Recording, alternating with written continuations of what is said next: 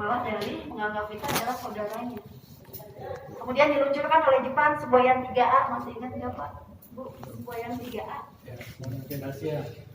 Jepang cahaya Asia, Jepang pemimpin Asia, Jepang pelindung Asia. Jepang menyampaikan kepada masyarakat Indonesia akan melindungi, akan menjadi cahaya, bahkan akan menjadi pemimpin bangsa Indonesia. Sehingga pada saat itu ketika tentara Jepang masuk ke Indonesia, masyarakat Indonesia menyambut dengan gembira, sangat antusias menyambut kedatangan tentara Jepang di Indonesia. Akhirnya dibentuklah berbagai macam barisan agar para pemuda Indonesia masuk dalam barisan-barisan untuk membantu Jepang melawan sekutu. Ada Sainendan, ada Kibodan, ada Fujinkai, ada Jibabutai, banyak sekali. Akan tetapi ternyata barisan-barisan ini dianggap oleh Jepang belum cukup untuk membantu mereka melawan sekutu. Akhirnya dibentuklah kemiliteran. Yang pertama kali dibentuk di bulan Mei yaitu tentara Haiho, membantu prajurit Jepang. Kemudian yang kedua adalah tentara peta, pembela tanah air, tanggal 3 Oktober 1943. Kita hanya membahas mengenai tentara peta saja di sini. Akhirnya dipilihlah oleh Jepang Bogor sebagai pusat pendidikan dan pelatihan tentara peta. Dimulai pendidikan tanggal 15 Oktober tahun 43.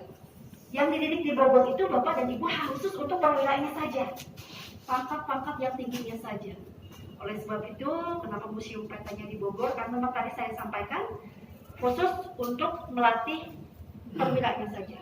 Pangkatnya tentunya menggunakan bahasa Jepang, kita bisa lihat di sini. Kenapa Pak? Pakaiannya tidak asli. Kalau yang ini, jadi kita hanya ada baju pelatih Jepang saja. Kita bisa lihat ya. Dan saya lupa, mohon maaf, peta juga ternyata disepakati oleh tokoh-tokoh besar bangsa Indonesia, bukan hanya di tokoh politik saja, Soekarno dan Hatta, tapi dari tokoh pendidikan, dari Dewantara, bahkan dari tokoh agama pun sepakat membentuk tentara peta. Padahal tujuannya mereka tahu, Jepang membentuk tentara peta ini dan barisan-barisan lain semata-mata hanya untuk membantu Jepang melawan sekutu. Ibarat kata para pemuda Indonesia akan ditubalkan oleh Jepang pada sekutu, betul? Tapi mereka kenapa ikut sepakat? Karena mereka juga diam-diam punya tujuan lain yang sangat hebat. Tentara peta dipersiapkan untuk kemerdekaan Indonesia. Diharapkan apabila para pemuda sudah menimba ilmu kemiliteran dari Jepang, diharapkan dapat dipersiapkan untuk kemerdekaan Indonesia. Kita langsung saja ke pakar-pakar. Saya nggak perlu masukkan oleh pikiran. Daigancho, komandan batalion, ini pangkat yang paling tinggi. Sekarang kita terikat dengan letnan. Kemudian yang kedua adalah Kidancho, komandan kompi. Sekarang terikat dengan kapten Bapak Kapten tadi. Kemudian Sodancho, pelaksana peloton letnan. Jadi hanya ketiga pangkat inilah yang dididik di Bogor. Untuk membedakannya di warna yang kuning. Membedakan Daigancho, mana Chudancho dan Sodancho. Kalau sekarang kan dia pundak ya Pak ya. Dulu di dada.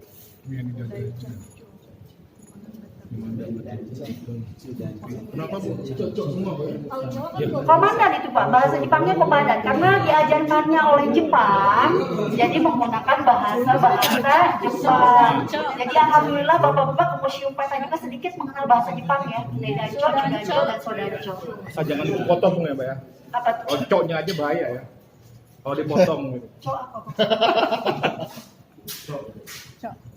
Jadi tentara yang pribumi juga pakai itu juga yang dipilih sebagai komandan-komandan itu ya. Tentara peta itu memang orang-orang pribumi, orang-orang Indonesia. Bentukan kita. Jepang dan kita juga kan disepakati oleh Dengan tokoh-tokoh tokoh tadi. tadi. Jadi bukan hanya Jepang saja, kita juga sepakat, tapi dengan tujuan yang sangat berbeda. Baik, kita bisa lihat diorama kedua. Kita bisa lihat kegiatan proses pembelajaran di Bogor seperti ini.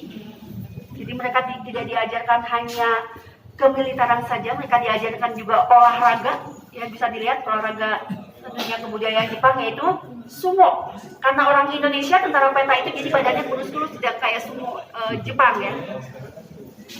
Jadi bisa bapak-bapak bayangkan suasananya di sini di diorama kedua. Kita sekarang ini ada di dalam bangunan sebelah kanan. Sebelah kanan? Iya, sebelah kanan.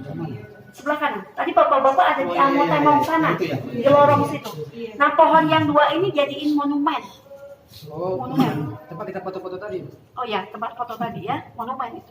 Bisa dibayangkan ya Pak ya? Di sini.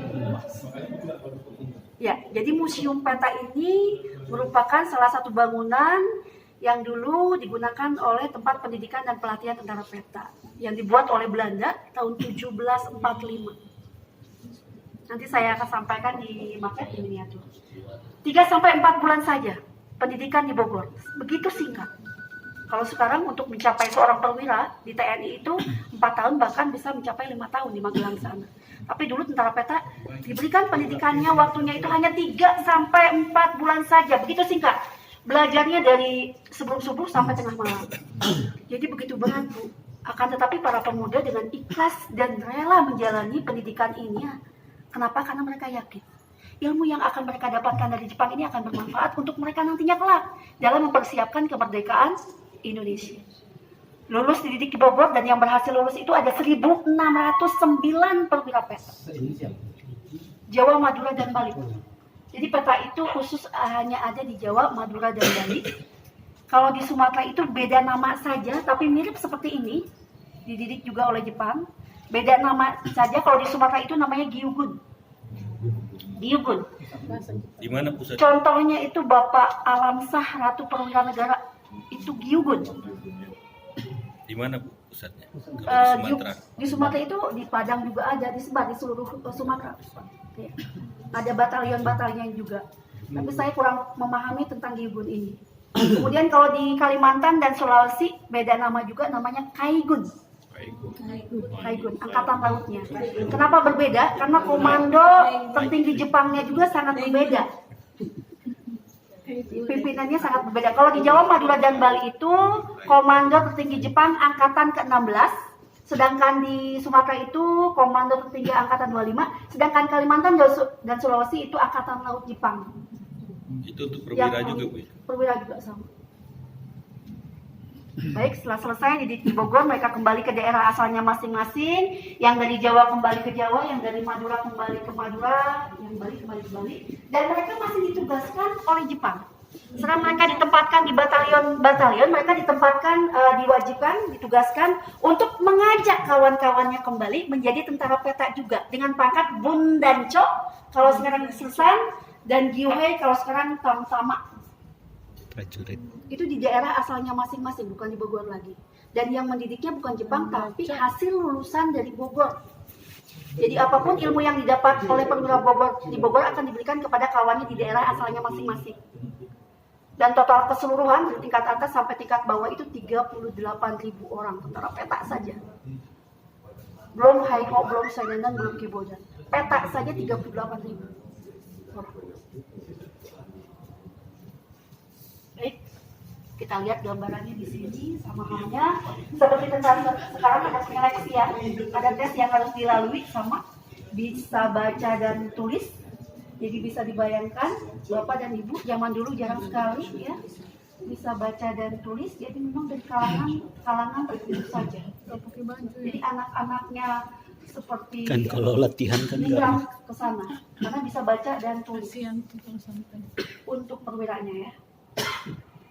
Selama 3-4 bulan juga dididik dan dilatihnya oleh hasil lulusan dari Bogor. Kita bisa lihat di sini di miniatur ini. Ini adalah kompleks sekolah tentara peta, luasnya 13,7 hektar. Hanya bagian depannya saja yang digunakan sebagai museum. Bagian belakangnya sampai saat ini masih digunakan sebagai sekolah TNI, namanya Pusdiksi. Pusdiksi, Pusat Pendidikan Zeni. Ya. Jipur. Jadi khusus untuk kecabangan Zeni saja. Baik. Untuk yang bangunan atapnya hijau, inilah bangunan yang dipilih oleh Jepang. Yang dibuat oleh Belanda tahun 1745. Ada kaitannya dengan Istana Bogor sebenarnya. Jadi Baron van Inhofe, Gubernur Jakarta, ingin membuat pesanggerahan. Dipilihlah Bogor. Yang sekarang ini kita kenal dengan Istana Bogor. Nah, untuk pegawai dan pengawalnya dibuatkanlah kamp ini. Paling jaraknya 100 meter ke istana. Pengawal dan pegawainya dibuatlah kamp ini. Belandanya selesai menjajah Indonesia, akhirnya dipilih oleh Jepang sebagai sekolahnya tentara peta, pusatnya tentara peta. Nah, ada penambahan bangunan dari Jepang yang atapnya warnanya merah. Jadi apabila bapak-bapak dan ibu-ibu keluar, kita bisa lihat ciri khasnya kalau Belanda itu bangunannya atapnya dari seng. Tapi kalau Jepang itu dari genting, itu saja yang membedakan. Sampai semuanya ada, masih digunakan oleh Pusdiksi dan kita menggunakannya sebagai museum. 1745 Museum Peta ini. Ini masih bertahan semua ya Bu ya? Mungkin Bangunan ini, Pak. bangunannya masih, Oh, tapi Jepang. mungkin untuk atapnya mungkin ada yang diganti. Bedanya Pusdik mungkin boleh direhab khusus untuk Museum Peta terpilih sebagai salah satu bangunan cagar budaya. Jadi memang tidak boleh dirubah bentuk aslinya. Kita hanya melakukan perawatan saja. Tapi kalau untuk Pusdiksi boleh dirubah. Jepang sudah kembali. Iya benar. Ya, ini adalah foto yang ditemukan di peta tanggal 3 Oktober 1943.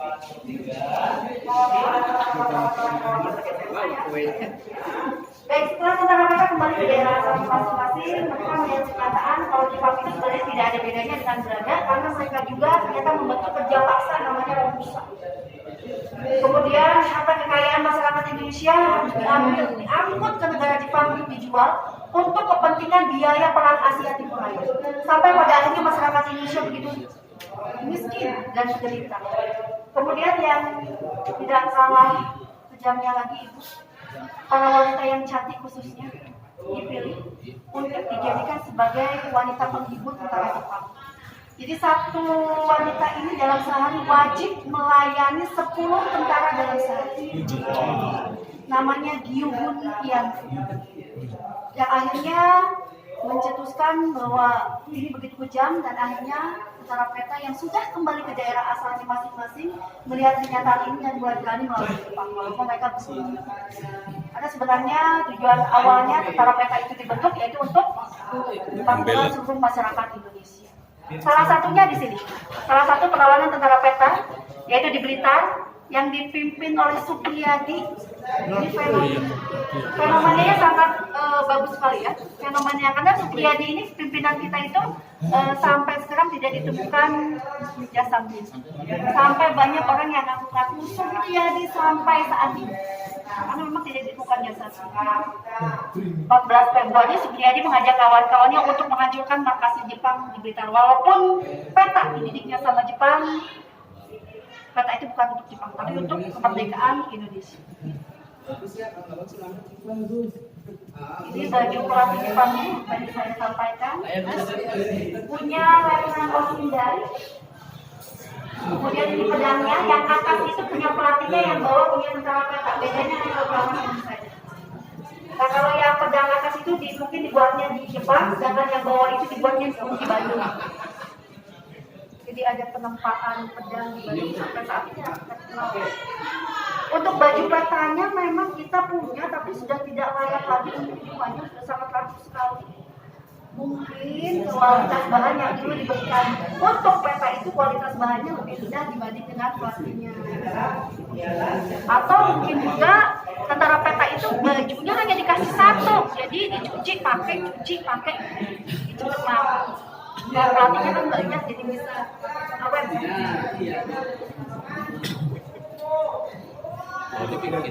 bagus ya. Nah, kita bisa lihat ini adalah yang saya sampaikan. Karena melawan sama Jepang dianggap ancaman, akhirnya semua dihukum. Supriyadi dinyatakan hilang sampai saat ini. Yang dihukum mati itu ada Muradi, ada 6 orang. Jadi hukumannya itu dipenggal kepalanya. Karena dianggap ancaman. Maksudnya Supriyadi ini menjadi pemicu daerah-daerah laut ikut melawan sama Jepang. Jadi sangat membahayakan. Hanya hukumannya begitu kejam sekali. Dan yang lainnya di penjaranya itu di Cipinang dan di Sukamiskin. Penjara. Jadi memang Cipinang dan Sukamiskin itu adalah penjara zaman dulu. Kita langsung mulai. Ini adalah Rengas Dengklok.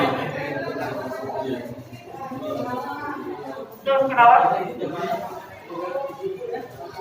Di Kerawang, semenjak tahun 45, Jepang semakin terdesak oleh sekutu, banyak kekalahan perang yang didapat oleh Jepang. Akhirnya Jepang menarasikan kemerdekaannya dengan dibentuknya BPUPKI. Kemudian diganti menjadi PPKI. Ya. Akan tetapi ternyata belum sempurna. Kapal-kapal ini akhirnya Amerika Serikat sudah menjatuhkan bom atom di Hiroshima dan Nagasaki tanggal 6 dan tanggal 9. Kenyataannya tanggal 14 Jepang menyerah kalah. Nah, ternyata para pemuda sudah mendengar Jepang sudah kalah, akhirnya mendesak Bapak Soekarno agar secepatnya selekatnya memproklamasikan kemerdekaan Indonesia. Para pemuda takut apabila kita menunggu Jepang, otomatis Indonesia akan langsung diberikan kepada sekutu yang memenangkan perang. Ini kan semakin sulit bagi Indonesia untuk merdeka. Akhirnya mendesak Bapak Soekarno, tapi Soekarno berpendapat lain, katanya harus dirapatkan dulu, didiskusikan dulu, tidak adanya kesepakatan, makanya di Jakarta akan terjadi revolusi. Nah, tentara peta melihat kalau Soekarno-Hatta itu sudah tidak aman di Jakarta. Kalau di buku bilang diculik, kalau nggak diasingkan. Tapi sebenarnya tentara peta itu hanya membawa mengamankan Bapak Soekarno-Hatta, Ibu Fatmawati dan anaknya Guntur Soekarno-Hatta ke tempat yang aman. Yang dianggap oleh tentara peta yaitu Rengas Dengklok atau Karawang. Dan mereka ditempatkan di sana di sebuah rumah milik orang Cina namanya Jiao Kisong. Jiao Kisong sampai sekarang masih ada di Rengas Dengklok. Dijadikan rumah sejarah di sana dan boleh dilihat untuk umum. Masih punya keluarga Jiao Kisong sampai sekarang. Akhirnya Bapak Soekarno rapat di Rengas Dengklok dan kembali langsung setelah sepakat langsung kembali ke Jakarta. Kita lanjutkan ke museum berikut.